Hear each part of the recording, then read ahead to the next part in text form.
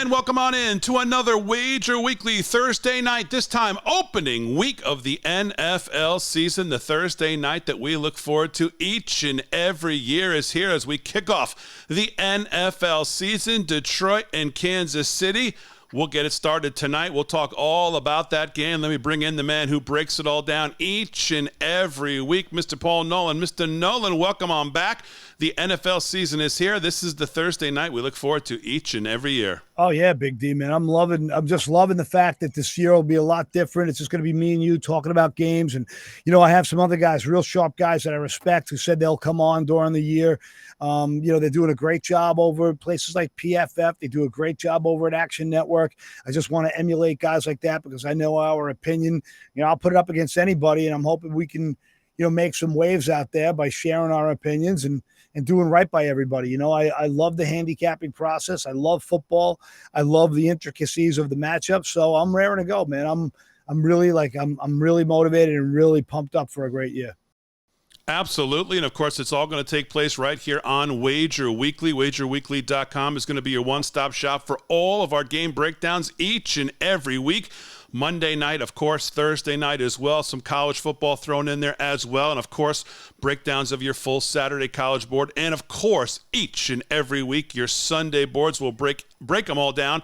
And of course, Paul Nolan will let you know what he's looking at. And we'll actually do some breakdowns probably during the week, Paul, right? To give people kind of like an inside look at what you do each and every week to get to that final opinion, kind of what you're looking at early in the week, those kind of outlaw late Sunday night lines, obviously the Monday night game, but then kind of what happens on Tuesday and Wednesday and then Friday to get ready for that Sunday. Yeah, I want to take everybody through my process. I'm an old school handicapper. I have talked to some interesting people, over at Hofstra University, people who are data scientists who really think they can help me make an algorithm based on just the way my brain thinks, the way all my 37 years of experience in this. And part of me wants to do that. And the other part of me doesn't want to change anything that I've done. So I am talking to people about creating algorithms, but there are places like Pro Football Focus. They just got tremendous data analysts. There's, a place like Football Outsider, which was recently bought by a big giant company. They're playing games with their talent there, which is shocking to me. And there's plenty of other places that, have really interesting methods and methodologies that, it's going to save me the time and the money and the cost. And I'll just share all my references. I won't, it's going to be interesting to share with people the entire process I use and how I come to my winning selections overall.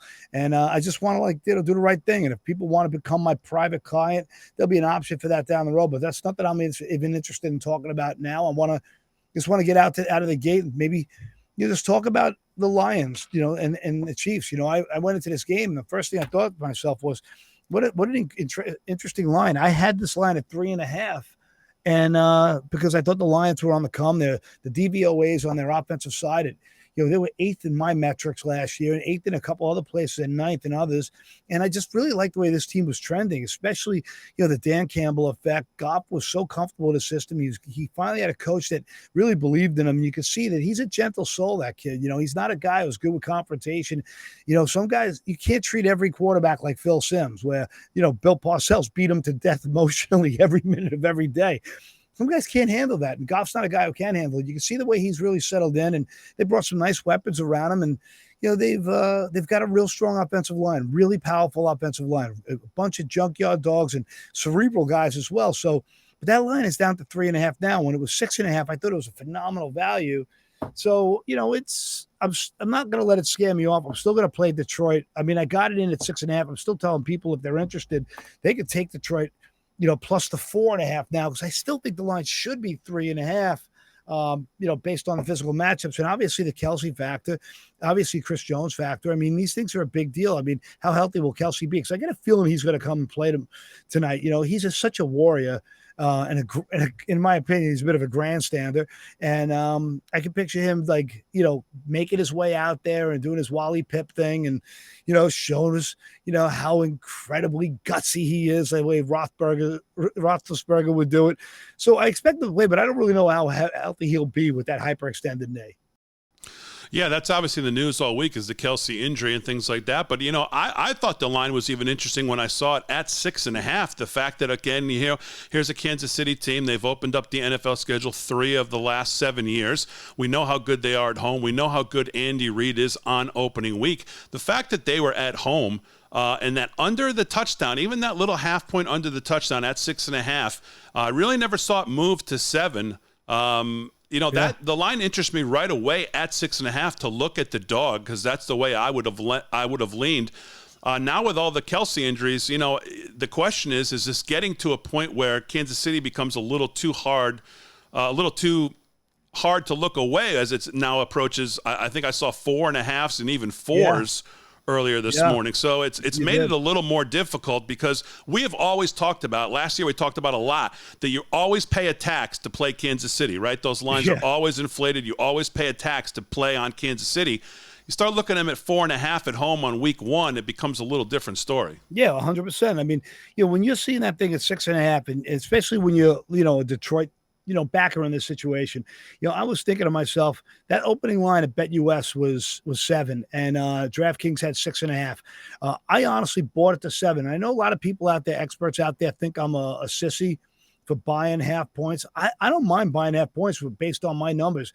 I've done my numbers. I've done the math. Buying a half point makes sense in a lot of cases when you're doing the work we're doing. If you're just doing it willy-nilly, maybe it doesn't make as much sense, but for us, it's produced. So now it's giving me a great opportunity. If this goes to 4, I'm in the driver's seat, for a good middle, especially when I have a dog that I think the line should have been 3.5. I really thought that this was a live dog in Detroit.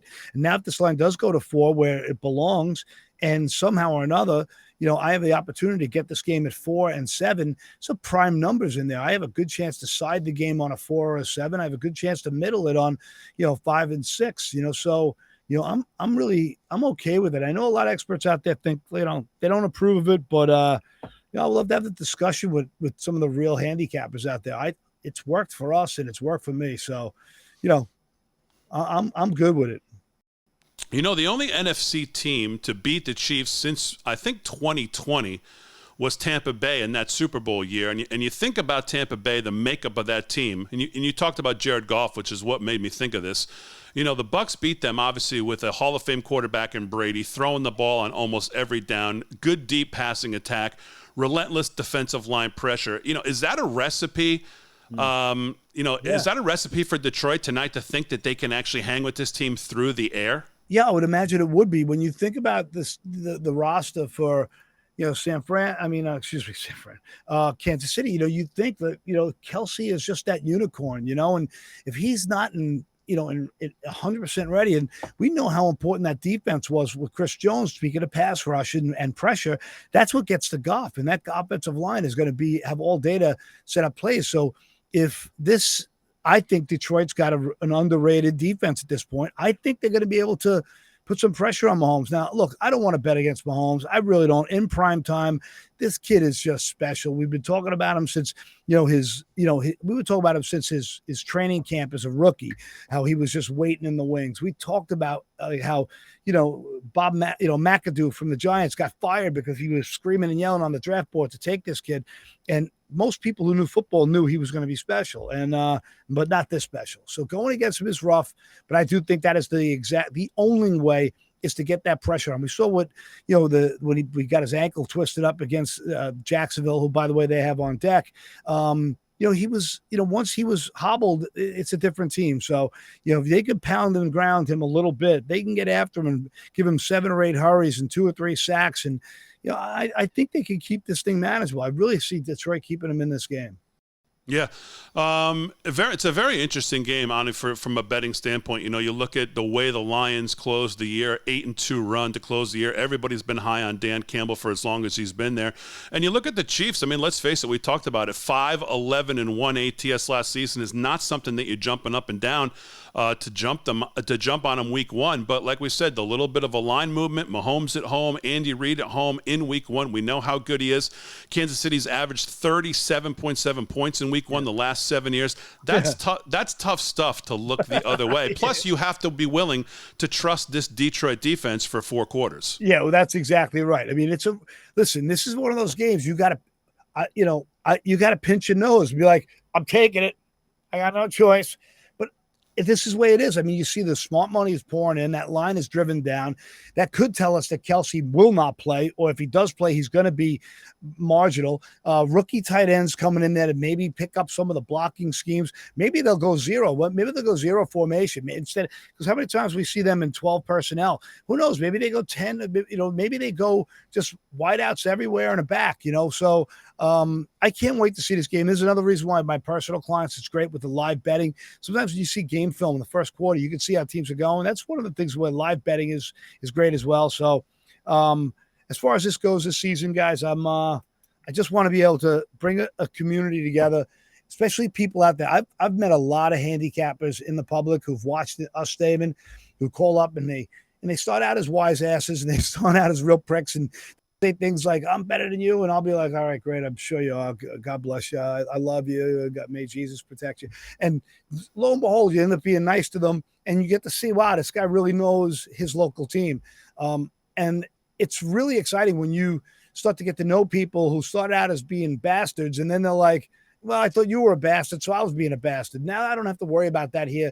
We're just building a community where if I find people out there who are darn good handicaps or really know the pulse of their team, I'll find the spot for you on my website, Wager Weekly. And, we'll just tell you, you can put your opinions on that. We'll make a way. We'll build this site for a community so we have that hive mind effect. And let's see if we can build something together. And I just want guys to know that I'm going to put my homework in. I'll give you 45 to 65 hours a week of handicapping, and I'll give it all I got. And I will, I'll be as productive as possible, and I'll do it with decency and honor, and I'll do it with no cost to you guys. All right, very good. He's Paul Nolan. I'm Damon Roberts. You're watching us here at wagerweekly.com. We appreciate you visiting this site. So final call tonight, Paul. As many stats as I laid out on Kansas City, I got to go with what the odds makers told me on that opening line and what I watched before the Kelsey news came out.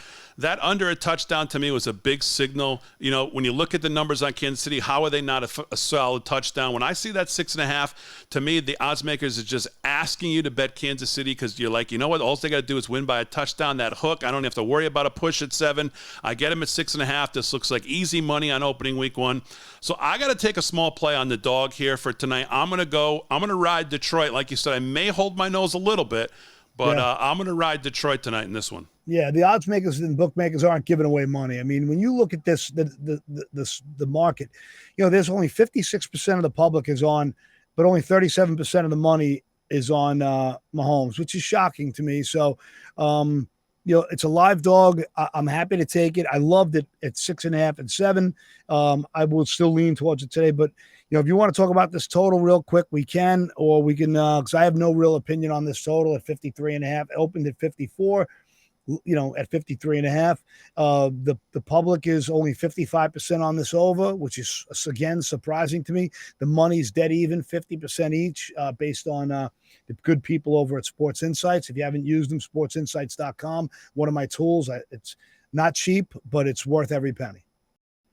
Yeah, I have no real opinion on the total. I mean, I can see where the odds makers gets to 53. Obviously, you're looking at Kansas City averaging what did I say, 38 points in week 1 the last couple of years. Obviously, I can see how they get to around that number, but it's not a play that I'm interested in going either way on because, again, do you trust this Detroit defense? Kansas City light up the scoreboard, or do they both light up the scoreboard, or does defense rule the night?